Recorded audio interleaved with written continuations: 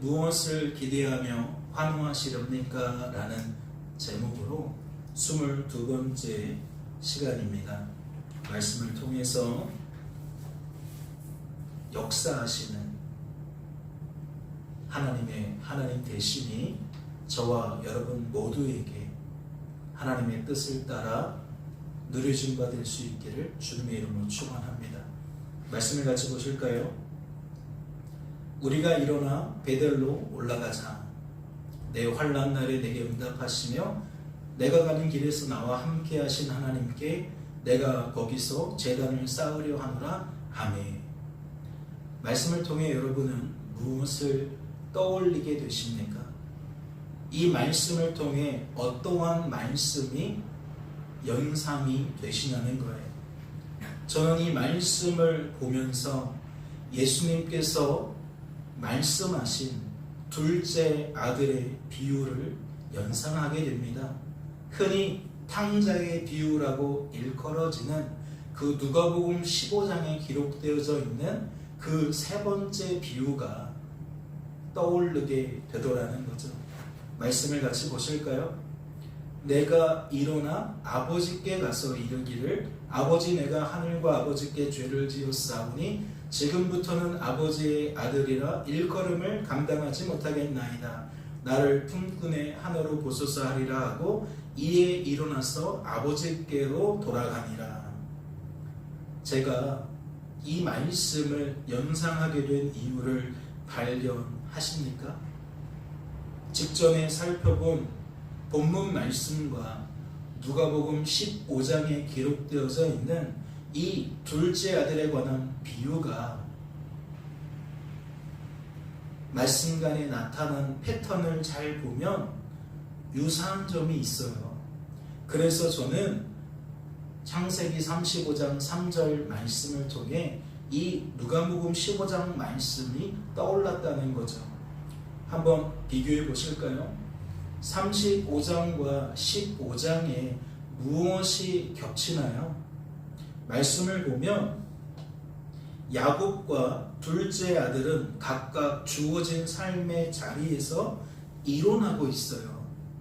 35장에서도 야곱이 이론하고 있고 누가복음 18절 20절에서도 둘째 아들이 삶의 자리에서 이론하고 있다라는 거죠. 이는 어떠한 의미를 가질까요? 그들은 주어진 삶의 자리에서 떠난다는 의미예요. 지금 처해 있는 상황 속에 머물지 않고 다른 장소로 다른 곳으로 떠난다는 이야기라는 거죠. 일어난 그들은 무엇을 바라보나요? 지금 주어진 삶의 자리에서 일어나게 된 그들은 어디를 향해 발걸음을 옮기냐는 거죠. 말씀을 보니까 그들은 어디를 향하여 시선을 둡니까? 각각 아버지를 향해, 각각 베델을 향해 자신들의 시선을 둡니다. 그리고 그 베델을 향하여 나아간다는 거죠. 아버지를 향해 발걸음을 옮긴다는 겁니다.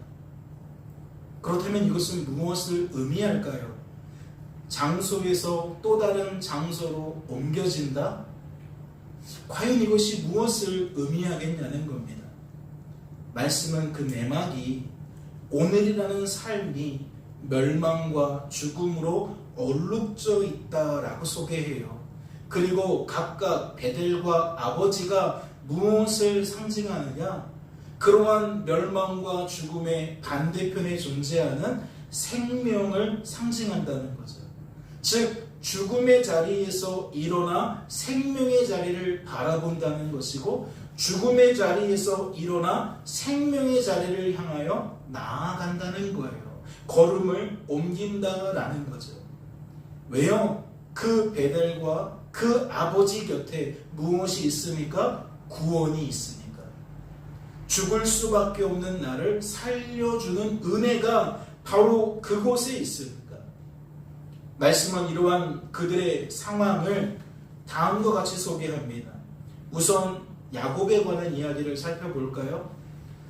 주일 예배 시간에도 살펴보았지만 창세기 34장 30절 말씀을 보면 야곱이 처해 있는 그 상황, 그 자리는 어떠한 형편이었습니까?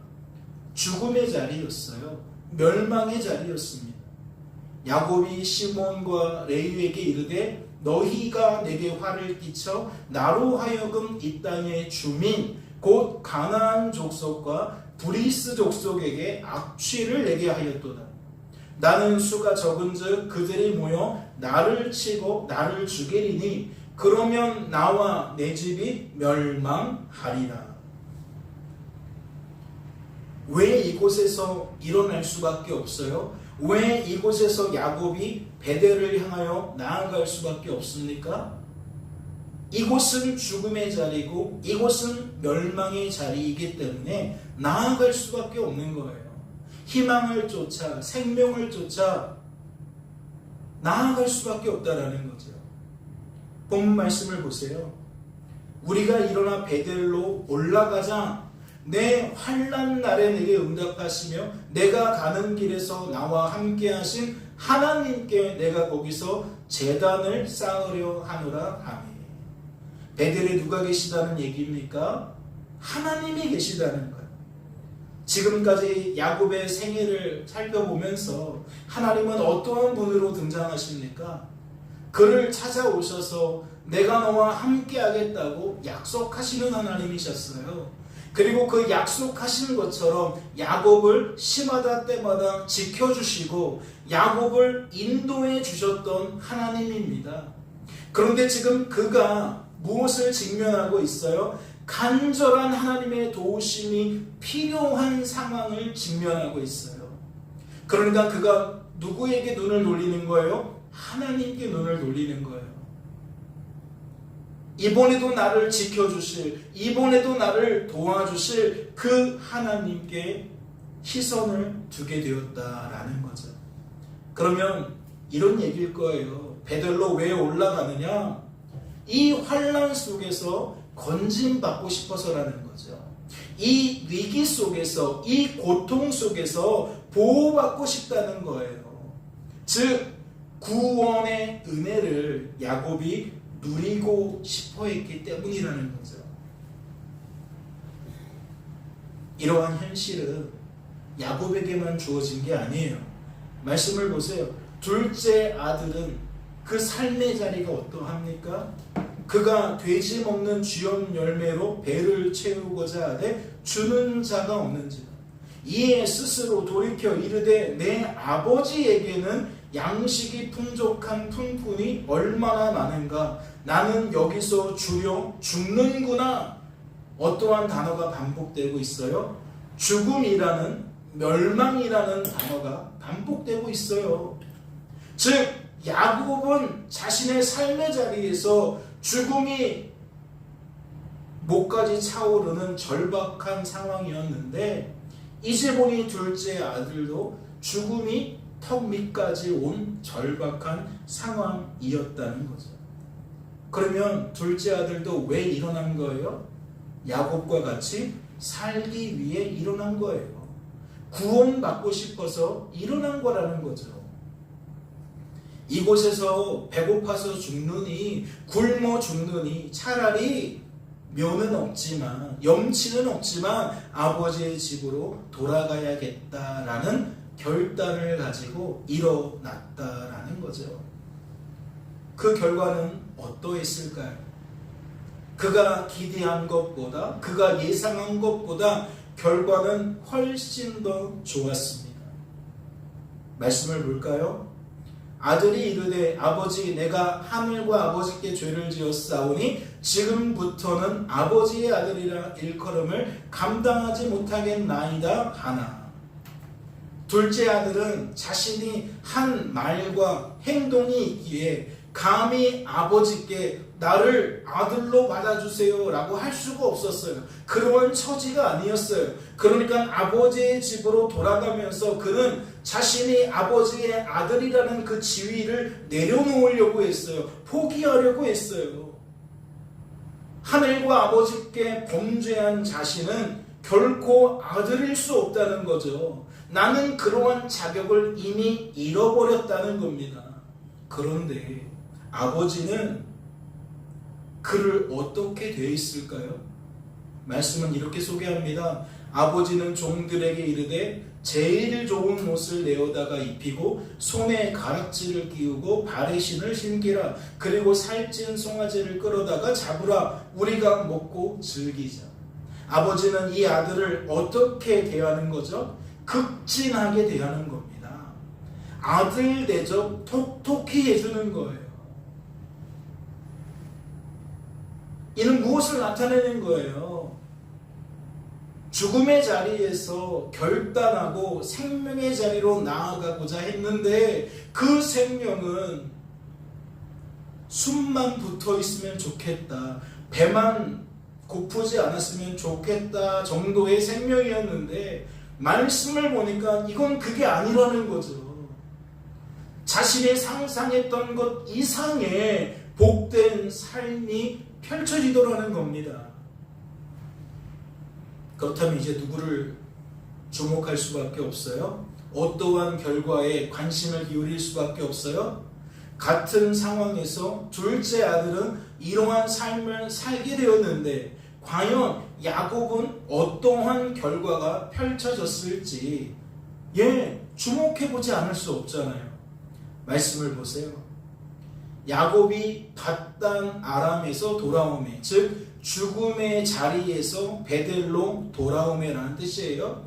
하나님이 다시 야곱에게 나타나사 그에게 복을 주시고 하나님이 그에게 이르시되 내 이름이 야곱이지만은 내 이름을 다시는 야곱이라 부르지 않겠고 이스라엘이 내 이름이 되리라 하시고 그가 그의 이름을 이스라엘이라 부르시고 하나님이 그에게 이르시되 나는 전능한 하나님이시라 생육하며 번성하라는 백성과 백성들의 총회가 내게서 나오고 왕들이 내 허리에서 나오리라. 내가 아브라함과 이삭에게 준 땅을 내게 주고 내가 내 후손에게도 그 땅을 주리라 하시고 하나님이 그와 말씀하시던 곳에서 그를 떠나 올라가시는지라. 말씀을 통해 무엇을 깨닫게 되세요? 야곱 역시 그가 예상하고 기대했던 것보다 그 결과가 훨씬 더 좋았다라는 것을 깨닫게 되십니까? 다시 한번 생각해 보세요. 야곱 왜 베델로 올라갔어요? 그가 예상하고 기대한 게 무엇입니까? 하나님 만나기 위함이었어요. 나를 지켜주시고 인도해 주시는 그 하나님을 만나기 위함이었다고요. 즉 그 하나님께 절박한 환경 속에서 보호받기 위함이라는 거죠.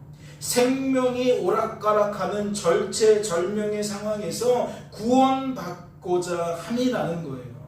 그런데 말씀은 그 결과를 어떻게 소개한 겁니까? 야곱은 하나님을 다시 만났다는 거예요. 나의 도움이 되어주실 그 하나님을 야곱은 다시 만날 수 있었다는 거지요. 심지어 다시 만나게 된 그 하나님, 야곱에게 어떠한 말을 하십니까? 어떠한 일을 하십니까? 말씀을 보니까 야곱에게 복을 주셨다고 소개합니다. 야곱이 기대한 그대로인 거 아니에요? 하나님 다시 만나면 문제 해결된다 라는 생각을 가지고 베델에 올라갔는데 베델에 올라갔더니 정말 하나님을 다시 만났고 하나님을 만난 그 자리에서 하나님은 야곱을 축복하시며 내가 너에게 복을 주겠다 라면서 복을 주셨다는 거예요. 그렇다면 이 복은 어떤 복이어야 합니까? 야곱이 기대했던 복이어야 되죠. 야곱은 무엇을 기대했습니까? 가나안 족속과 브리스 족속이 힘없는 자신의 가족을 공격하지 않기를, 그래서 우리가 아무런 피해를 입지 않도록 보호받기를 구했습니다. 그걸 복으로 여기고 있었어요. 즉 가나안과 브리스 족속이라는 외부 세력으로부터 자신의 가족이 지켜지는 것, 보호받는 것, 구원받는 것이 그에게는 복이었다는 거죠. 그런데 이어지는 말씀을 보세요. 말씀은 분명히 복을 주셨다라고 말하고 있는데 이어지는 말씀을 보니까 그 복에 관한 이야기를 어떻게 소개합니까? 하나님이 그 앞서 소개된 두 족속을 멸절하셨다. 그 족속을 어떻게 하셨다. 처리하셨다. 뭐 그런 내용이 전혀 없어요. 이어지는 말씀을 보니까 그 복을 어떻게 소개하느냐? 하나님이 그에게 이르시되 내 이름이 야곱이지만은 내 이름을 다시는 야곱이라 부르지 않겠고 이스라엘이 내 이름이 되리라 하시고 그가 그의 이름을 이스라엘이라 부르시고 라고 되어 있어요. 그러면 하나님이 주신 복은 무엇에 관한 복이에요? 야곱의 이름에 관한 복이에요. 이제 이스라엘이 야곱의 이름이 된다는 거죠. 즉 야곱이 이스라엘 되는 것이 하나님 보시기에 야곱에게 복이다라고 말씀을 하신다는 거예요.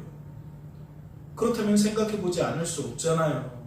야곱과 이스라엘이 도대체 무슨 차이가 있길래, 얼만큼의 차이가 있길래 굳이 이것을 복이라고 말씀하셨냐는 거죠. 지난 시간에도 한번 다루었지만 야곱은 어떠한 인생을 대표해요? 인생을 내가 사는 것으로 여기는 삶을 대표해요. 하지만 이스라엘은 어떠합니까? 인생을 그리스도께서 사시는 것으로 여기는 삶을 대표합니다. 그러니까 하나님께서 복이라고 말씀하시면서 무엇을 설명하고 싶은 거냐? 너의 인생은 네가 책임지는 인생이 아니라 하나님인 내가 책임져주는 인생이다 라는 이야기를 하는 거예요. 야곱은 내가 주동하고 내가 이끌어야만 하는 삶을 나타낸다면 이스라엘은 하나님께서 주도하시고 하나님께서 이끌어 주시는 삶을 나타낸다는 거죠. 말씀은 이러한 삶을 가치 있게 보는 거예요. 너무나도 소중하게 보는 거예요. 그래서 복이라고 표현한다는 거죠. 이스라엘은 스스로의 힘과 능력으로는 결코 죄의 자리, 사망의 자리에서 벗어날 수 없는 야곱이 하나님 때문에 벗어나게 되는, 구원받게 된다는 의미를 담고 있다는 거죠. 이스라엘은 죽음을 향해, 멸망을 향해 끊임없이 달려갈 수밖에 없는 우리들이 하나님 때문에 그럼에도 불구하고 생명을 향해 달려가게 된다는 거예요.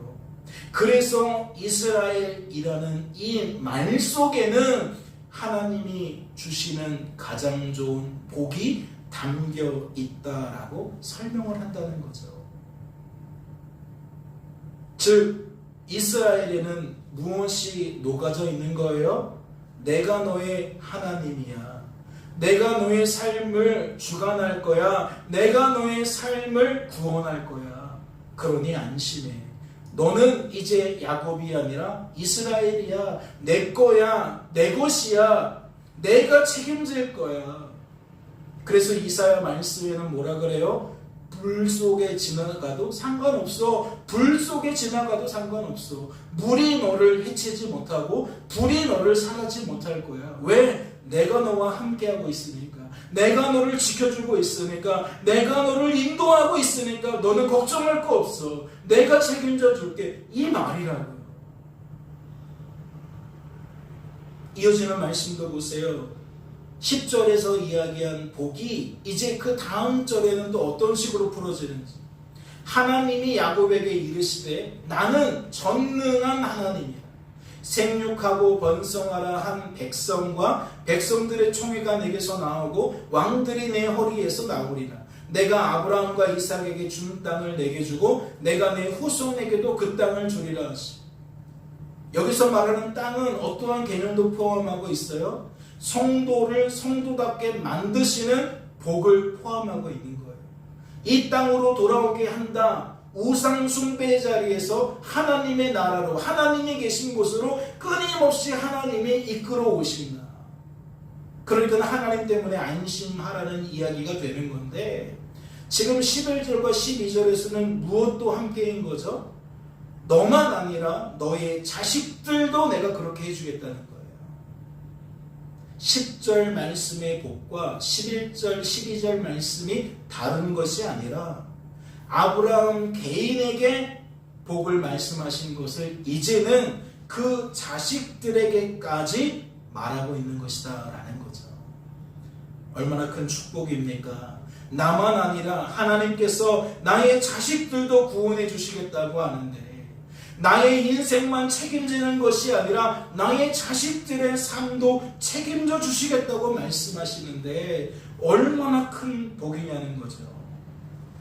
그래서 저는 묻지 않을 수 없어요. 말씀의 내용이 무엇인지 따져보면 이거는 하나님의 자녀가 될 수 없는 사람이 오직 하나님 때문에 그럼에도 불구하고 하나님의 자녀로 구별된다는 거예요. 그리고 이 축복이 자식들에게까지 이어진다는 거죠. 사랑하는 성도 여러분, 여러분은 이 복이 복으로 여겨지시나요? 말씀에서 소개하고 있는 이 복이 정말 복으로 다가오십니까? 내 인생은 내가 사는 것이 아니라 그리스도께서 사신다라는 것이 복으로 확 와닿냐는 거예요.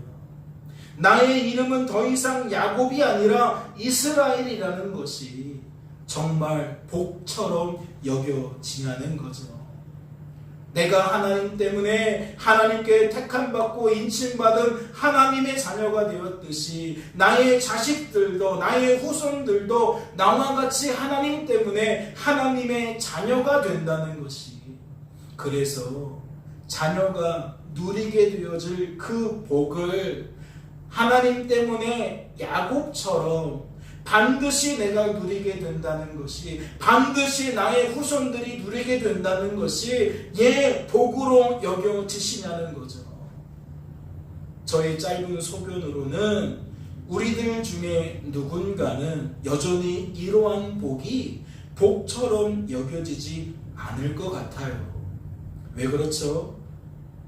인생은 언제나 지금 눈앞에 보이는 위기로부터 보호받고 싶어 하기 때문입니다. 지금 내 당면한 상황과 조금이라도 멀어 보이면 복처럼 여기지 않는다는 거죠. 즉, 성경에서 말하고 있는 복과 우리가 추구하는 복은 괴리가 있다는 거예요. 차이가 있다는 겁니다. 다시 말해, 내게 주어진 삶과 말씀은 동떨어져 있다는 거죠. 우리들의 영적인 상태에 따라서 이러한 간극은 더욱 커질 수밖에 없습니다. 예를 들어 성경에서 말하는 잠자는 성도, 어린 아이인 성도, 그들의 특징이 무엇입니까? 늘 사람만 보고 늘 환경만 보는 거예요. 모든 사람들이 좋아하는 걸 같이 좋아하고 모든 사람들이 싫어하는 걸 같이 싫어하는 거예요. 아픈 거 싫어요. 가난한 거 싫어요. 1등하는 거 좋아요. 남들 위에 군림하는 거 좋아요. 그러니까 잠자는 성도, 어린아이인 성도는 하나님을 믿어도 하나님 때문에 1등하기를 바란다는 거죠. 늘 좋은 거, 늘 최고의 것을 자신이 받아 누리기를 바란다는 거예요.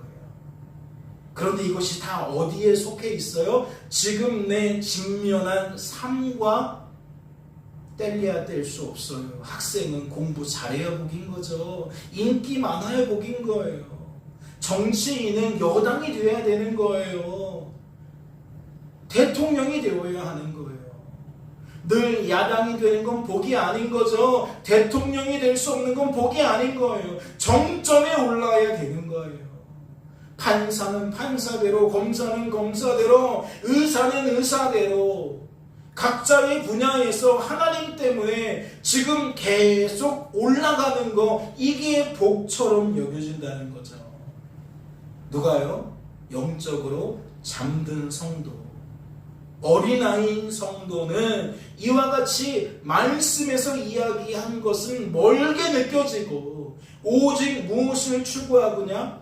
지금 나의 직면한 삶, 그 상황, 형편, 거기에만 치중한다는 거예요. 그렇다면 묻지 않을 수 없습니다. 과연 야곱이 지금 말씀에 소개된 이 복을 어떻게 받아들였을까요? 과연 그는 잠자는 사람이었을까요? 깨어있는 사람이었을까요? 어린아이였을까요? 장성한 사람이었을까요? 말씀을 보세요. 창세기 34장 30절에서 그 사망의 자리, 그 멸망의 자리에서 야곱은 어떠한 상태였습니까? 그는 자신의 삶을 어떻게 인식하죠? 그의 시선은 어디에 머물고 있습니까? 상황과 형편을 통해 하나님께 집중되고 있습니까? 아니면 상황에 집중되어 있습니까? 사람에게 집중되어 있습니까? 사람을 통해 하나님께 집중되어 있습니까? 야곱의 언사를 보면 온전히 사람에게 집중되어 있어요. 온전히 형편, 상황에 집중되어 있어요. 시브온과 레이에게 집중되어 있다는 것이고, 나보다 수가 많은 가나안 족속과 브리스 족속에 집중되어 있다는 거죠. 그 결과가 뭡니까? 이제 나는 죽겠구나, 이제 나는 멸망하겠구나 라는 거예요. 즉 그의 관심은 당면한 위기만 쳐다보며 절망하는 것이었다라는 거죠. 마치 하나님은 더 이상 그와 함께 하시지 않는 것처럼 말하고 행동했다는 겁니다. 더 이상 하나님이 그를 지켜주지 않는 것처럼, 인도해 주시지 않는 것처럼 그는 절망하고 두려워했다는 거죠. 그렇다면 이러한 야곱이 과연 말씀에 소개된 복을 복으로 받아들일 수 있을까요? 내 이름이 이스라엘 된 것이 뭐가 중요합니까? 라고 반응하지 않았을까요? 지금 내가 이렇게 허덕이는데 내 자식들이 잘 되는 게 무슨 소용입니까? 내가 죽게 생겼는데 라고 반응하지 않을까요? 즉 당장 눈앞에 보이는 그 위기에 모든 눈과 귀가 집중되어 있기에 복이 복처럼 여겨지지 않았다라는 거죠. 그랬을 거라는 이야기입니다. 그런데요, 하나님께서 그러한 야곱을 위해서 어떻게 하셨을까요? 함께 하시는 하나님을 볼 수 없는 야곱에게, 자신을 지켜주시는 하나님을 의지하지 못하는 야곱에게, 그 입술로 야곱의 삶을 이끌어 가시는 하나님을 자랑할 수 없는 야곱에게 과연 하나님은 어떻게 반응하셨겠냐는 거죠. 말씀을 보세요. 하나님이 야곱에게 이르시되 일어나 베델로 올라가서 거기 거주하며 내가 내 형 에서의 낯을 피하여 도망하던 때에 내게 나타났던 하나님께 거기서 제단을 쌓으라 하신지라. 하나님이 뭐 하십니까? 하나님이 무슨 일 하시죠? 하나님은 이번에도 야곱을 찾아가셨습니다. 하나님이 찾아가셨어요. 야곱은 하나님을 찾지 못하는데 하나님이 일방적으로 야곱을 찾아가셨다는 거죠. 왜 찾아가신 거예요? 하나님을 보게 만드신 거죠. 하나님을 의지하게 만드신 거죠. 하나님을 자랑하게 만드신 겁니다. 하나님을 주어진 삶에서 없는 존재처럼 여기게 된 야곱인데 그 잠든 상황 속에서 깨워주셨다는 거예요. 어린아이 같을 수밖에 없는 그를 장성한 사람 되도록 이번에도 하나님께서 간섭하시더라는 거죠. 다시 한번 말씀을 주목해 보세요. 하나님이 야곱에게 말씀하신 거예요. 얘야 일어나라. 이 죽음의 자리, 멸망의 자리에서 일어나라. 그리고 베델로 올라가라. 베델로 돌아가라. 내가 너를 만나 주었던 그 땅으로 다시 올라가라. 다시 돌아가라. 그리고 구체적으로 말씀하시죠. 그곳에서 제단을 쌓아라. 하나님을 예배해라. 라고 말씀하신 거예요. 그리고 말씀은 그 반응을, 그 결과를 이렇게 소개합니다. 우리가 일어나 베델로 올라가자. 지금 이 말을 누가 했을까요? 본문에 소개되어진 이 말을 누가 했을까요? 이 말은 야곱이 한 거예요. 직전의 상황을 다시 한번 보세요. 하나님이 야곱에게 해준 말이에요. 일어나 베델로 올라가자. 그곳에서 하나님을 예배하자. 그런데 야곱이 그 말 그대로를 무엇하고 있어요? 그의 입술로 자기의 가족에게, 자기를 따르는 무리에게 선포하고 있어요. 우리는 일어나 베델로 올라가야겠다. 이 말은 뭐예요? 야곱을 향한 하나님의 뜻을 하나님께서 야곱에게 가득 채워주시니까, 즉 야곱의 생각에 하나님이 하나님의 것을 넣어주시니까 하나님의 뜻이 야곱의 뜻이 되어서 야곱은 하나님의 뜻을 따라 말하고 행동하였다라는 거예요. 이는 믿음이 강화되었다라는 것으로도 표현되어질 수 있죠. 직전의 상황을 보세요. 하나님 없는 것처럼 벌벌 떨잖아요. 하나님 없는 것처럼, 하나님 무관한 것처럼 사람만 쳐다보며 원망하고 사람들 때문에 절망하잖아요. 그런데 지금은 언제 그랬냐는 듯이 태도를 완전히 바꾸고 있어요. 하나님은 나와 함께 하시는 것처럼, 나를 지키시고 인도하시는 것처럼 입술로 그 소리를 바꾸어서 낸다는 거죠. 우리가 일어나 베델로 올라가자. 믿음이 강해지면, 하나님 때문에 하나님이 주신 믿음이 튼튼해지면 우리의 뜻은 누구의 뜻이 되어진다? 하나님의 뜻이 되어진다. 그래서 하나님이 원하시는 대로 우리가 무엇하게 되어진다? 순종하게 되어진다. 일어나 베델로 올라가라 라고 말씀하신 말씀대로 우리가 살아가게 되어진다라는 것을 보여주고 있는 거죠. 하나님은 하나님의 뜻을 따라 베델로 올라가는 야곱을 위해 어떠한 일도 하셨습니까? 그들이 떠났으나 하나님이 그 사면 고울들로 크게 두려워하게 하셨으므로 야곱의 아들들을 추격하는 자가 없었더라. 야곱의 일행은 베델을 향해 떠났어요. 하나님의 말씀대로 걸음을 내디딘 겁니다. 그런데 하나님이 어떠한 일도 하시는 거예요? 야곱만 보내신 게 아니라 그 야곱을 아무도 해치지 못하도록 그 주변 사방에 있는 모든 사람들을 막으신 거예요. 마치 외삼촌 라반이 야곱을 해치지 못하도록 하나님이 그날 그 밤에 찾아가셔서 꿈에 막으신 것처럼 이제 하나님께서 하나님의 방법을 통해 야곱을 좋지 않게 보고 있는, 야곱에게 똑같이 복수해야겠다라고 벼르고 있는 사람들을 막아 세우셨다는 거죠.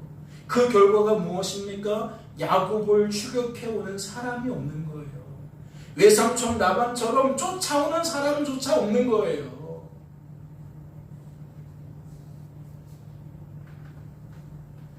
이는 하나님의 관점에서 보았을 때에 야곱을 향한 그 뜻을 이루시기 위해 한편으로는 야곱을 친히 이끌어 주셨다는 이야기가 되는 거고, 한편으로는 야곱을 친히 지켜주셨다는 이야기가 되는 거예요. 한편에서는 야곱의 삶에 간섭하셨다는 것이고, 한편에서는 그 주변 사람들에게 간섭하셨다는 거죠. 무엇을 위해? 하나님의 그 기쁘신 뜻을 친히 이루시기 위해. 사랑하는 성도 여러분, 말씀을 듣는 중에 무엇을 깨닫게 되십니까? 야곱은 주어진 삶의 자리에서 끊임없이 악하고 약하고 무능한 그의 그 민낯을 드러내었습니다. 사망의 자리를, 멸망의 자리를 결코 벗어날 수 없다는 것을 그는 끊임없이 나타냈다는 거죠. 외삼촌 라반과 함께 하면서도 벌벌 떨었던 것을 기억하시죠? 형 에서를 어떻게 만나야 될까라고 벌벌 떨었던 거 기억하시죠? 야곱은 뭐만 있으면 그 상황에 온팡 빠져서 얼마나 벌벌 떨었는지 몰라요. 그런데 그에 반하여 그는 언제나 그 상황 속에서 누구 때문에 용기를 얻게 됩니까? 누구 때문에 죽지 않고 살게 됩니까? 매 순간 그와 함께 하시며 그를 지키시고 그를 이끄시는 하나님 때문에 살게 됩니다. 마치 복음의 언어로 표현하자면 성도는 늘 함께 하시는 하나님 때문에 성도로 세워지고 보존되고 성도다운 삶을 살게 되더라는 거죠. 우리는 고집도 강합니다. 자기만의 그 주장도 강합니다.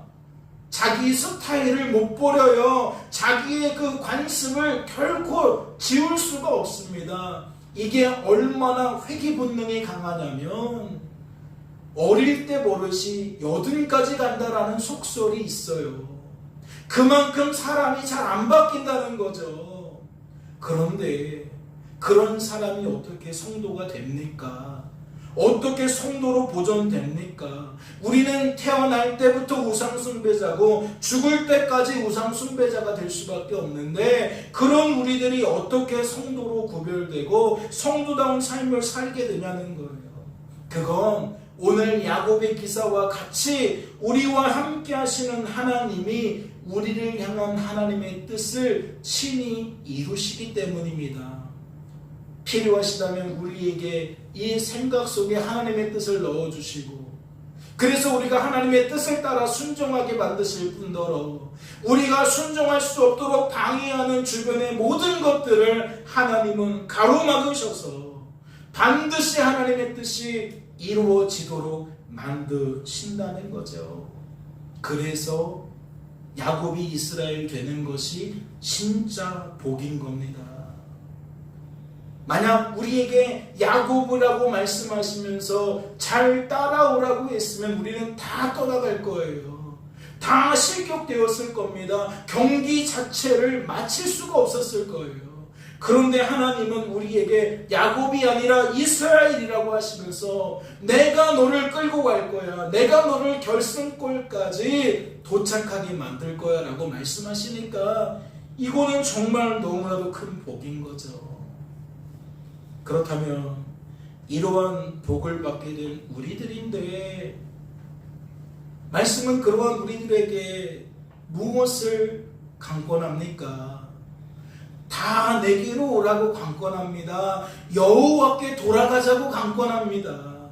즉 오늘 야곱의 모습 속에 일어났던 것처럼 베델을 향하여 올라가는 것처럼 둘째 아들의 경우를 빌자면 일어나서 아버지께로 가는 것처럼 아버지의 집으로 돌아가는 것처럼 늘 우리의 생각이 감정이 의지가 하나님 없는 곳에서 어디로 돌아가야 된다? 어디로 나아가야 된다? 어디로 올라가야 된다? 하나님 계신 곳으로 올라가야 된다. 하나님 계신 곳으로 나아가야 된다. 성경은 이것을 친절하게 어떻게 설명합니까? 하나님이 어디 멀리 계신 곳으로 말하지 않고 우리와 함께하고 계신 곳으로 말합니다. 그러니까 우리의 내면의 변화인 거죠. 우리의 생각과 감정과 의지의 변화인 겁니다. 우리와 함께 하시는 하나님은 우리에게 믿음을 주셔서 이 믿음이 생각과 감정과 의지를 변화시킨다는 거죠. 하나님의 뜻에 부합하도록 바꾸신다는 거예요. 그러니 우리는 내게로 오라 하신 말씀을 통해 내게로 오도록 만드신다는 하나님의 약속도 보는 거죠. 하나님께 돌아가자라는 말씀 속에 하나님께 돌아가도록 만드신다는 하나님의 약속도 신실하심도 보는 겁니다. 우리는 더 이상 야곱이 아닙니다. 더 이상 내가 사는 삶을 사는 존재가 아닙니다. 우리는 이스라엘입니다. 그리스도께서 사시는 삶을 살아가는 존재입니다. 공이 수고하고 공이 무거운 짐진 자들처럼 우리의 삶을 인식하지 마세요. 세상 사람들처럼 하나님 없는 자들처럼 삶의 무게를 마치 우리가 지고 감당하는 것처럼 여기지 마시라고요. 우리를 쉬게 만드시는 분이 있습니다. 땀을 흘려도 피를 쏟아도 그 마음이 여전히 즐겁고 여전히 평안하고 여전히 만족감이 넘치는 그 삶, 하나님 때문에 가능하다니까요. 마음이 상하셨습니까? 마음이 찢어지셨습니까? 마음이 상처 입으셨습니까? 어떠한 트라우마인지 어떠한 콤플렉스인지 다 알 수 없죠. 우리는 여러 가지 형태로 우리의 마음을 다치기도 하니까요. 그러나 하나님 말씀하시잖아요. 그 치유의 역사가 내 손 안에 있다. 그 회복의 역사가 내 손 안에 있다. 나를 바라보자. 나를 의지하자. 나를 자랑하자. 하나님은 요구만 하시는 게 아닙니다. 하나님 영화롭게 하는 삶을 살아라. 하나님 때문에 즐거워하는 삶을 살아라. 요구만 하시는 게 아니에요. 명령만 하시는 게 아니에요. 이스라엘이라고 선포하신 까닭은 내가 그렇게 만들어 주시겠다라는 약속인 것이고 신실하신 하나님을 바라보게 만드는 까닭인 겁니다. 남은 한 주간의 삶 속에서도 내 힘으로 사는 것처럼 살지 마세요. 그러면 피곤해서 우리는 영적으로 육적으로 잠잘 수밖에 없어요. 아니 졸 수밖에 없습니다. 어쩌면 코를 심하게 골면서 세상 사람들과 동일한 모습, 즉 죽은 자와 동일한 모습을 나타낼지도 몰라요. 그러나 우리에게 빛을 비춰주시는 예수 그리스도가 계시잖아요. 성령 하나님이 계시잖아요. 남은 한 주간의 삶 속에서 제발 나와 함께 하시는 하나님과 시선을 맞출 수 있기를 소망합니다. 관계를 시작하실 수 있기를 바라요. 삶을 다르게 보게 될 겁니다. 다르게 받아들이게 될 거예요. 그러한 은혜가 있으시기를 주님의 이름으로 소망합니다. 잠시 기도합니다. 하나님 아버지 감사합니다. 오늘도 우리를 사랑하셔서 이와 같이 불러주시고 하나님의 말씀을 통하여 다시 한번 하나님을 더욱 기대하게 하시니 하나님을 환호하게 하시니 너무나도 감사합니다. 우리를 이스라엘에게 만드실 하나님을 기대합니다. 우리들을 이스라엘의 삶을 살게 만드실 하나님 때문에 환호합니다. 남은 한 주간의 삶 속에서 더욱 기대하고 더욱 환호하는 복된 열매가 맺혀질 수 있도록 주님 축복하여 주시옵소서. 주께서 우리를 붙들어 주실 줄로 믿고 감사드리며 이 모든 말씀 우리를 주에서 구원하신 예수님의 이름으로 기도하옵나이다. 아멘.